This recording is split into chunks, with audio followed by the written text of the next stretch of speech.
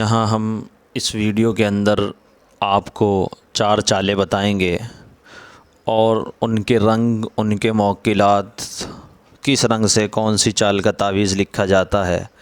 اور اگر چاروں چالوں کو آپ ایک جگہ جمع کریں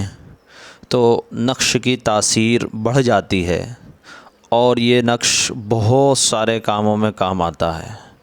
پھر آپ کو جب یہ والا نقش آپ لکھیں تو آپ کو کسی عنصر نکالنے کی اور مریض کے نام کا عنصر ملانے کی ضرورت نہیں رہتی، کیونکہ یہ چاروں کے چاروں عنصر میں کام کرتا ہے۔ کچھ لوگ پوچھ رہے تھے کہ عنصر کیا ہوتا ہے۔ اصل میں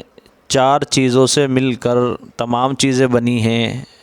ایسا ماہرین کا ماننا ہے۔ آگ سے، پانی سے، ہوا سے اور مٹی سے،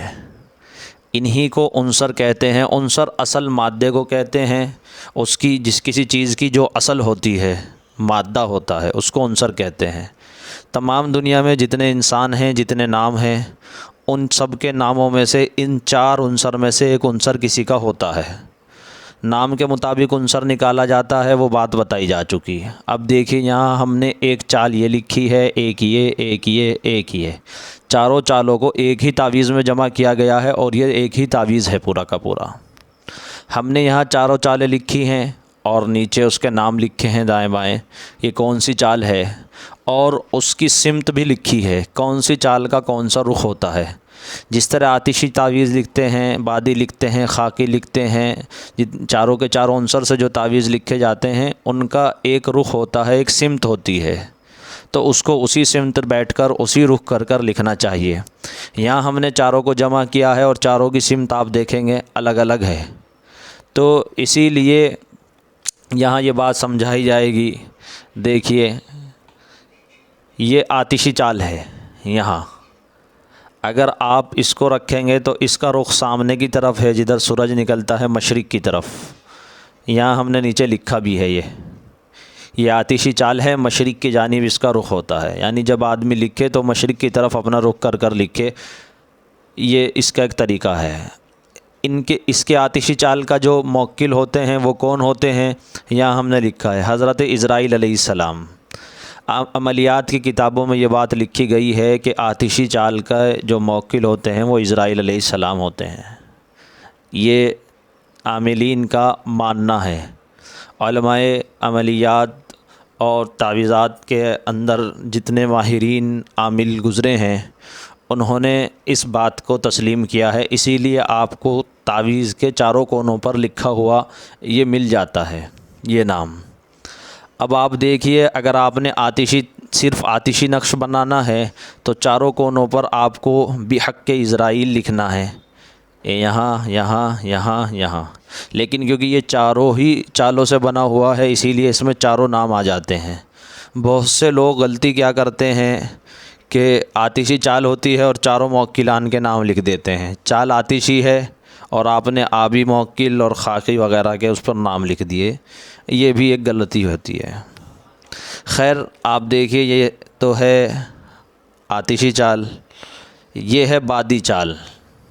بادی چال یہ مغرب کی طرف منسوب ہے۔ جب آپ اس کو یہ دیکھیے ہم نے یہاں سے بھرنی شروع کری اس کو اس طریقے سے، یہ تو جب اس کا رخ مشرق کی طرف ہوگا اس کا مغرب کی طرف ہوگا، یہ الٹی ہو گئی اسی لیے۔ جی ہاں، اگر آپ ادھر جا کر بیٹھیں گے تو یہ آپ کا رخ مغرب کی طرف ہو جائے گا، ادھر بیٹھیں گے تو مشرق کی طرف ہو جائے گا، تو یہ مغرب کی، اس کا رخ مغرب کی طرف ہوتا ہے۔ اس کے موکل ہیں حضرت اسرافیل، یہ، اور اس کا رنگ ہرا ہوتا ہے، اسی لیے ہم نے اسے ہرے رنگ سے لکھا ہے۔ اگر آپ اس بادی چال کے نقش لکھ رہے ہیں تو آپ ہرے رنگ سے لکھ سکتے ہیں تو اثر بڑھ جائے گا اور تیز اثر کرے گا، یہ بادی کا رنگ ہے۔ اسی طریقے سے آپ دیکھ سکتے ہیں آبی چال، اس کا رخ ہوتا ہے شمال کی طرف، ہاں، یہ اس کا رنگ ہوتا ہے نیلا اور اس کے موکل ہیں حضرت میکائیل علیہ السلام، یہ لکھا ہے، یہ دیکھیں یہاں یہ آ گئی۔ اسی طریقے سے یہاں ہم نے ایک چال اور لکھی ہے،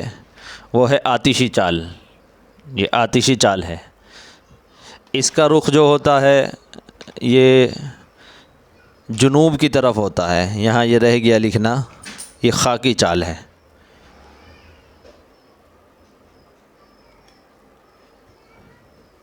یہ خاکی جال، خاکی جنوب کی طرف ہوتا ہے دیکھیے، اور حضرت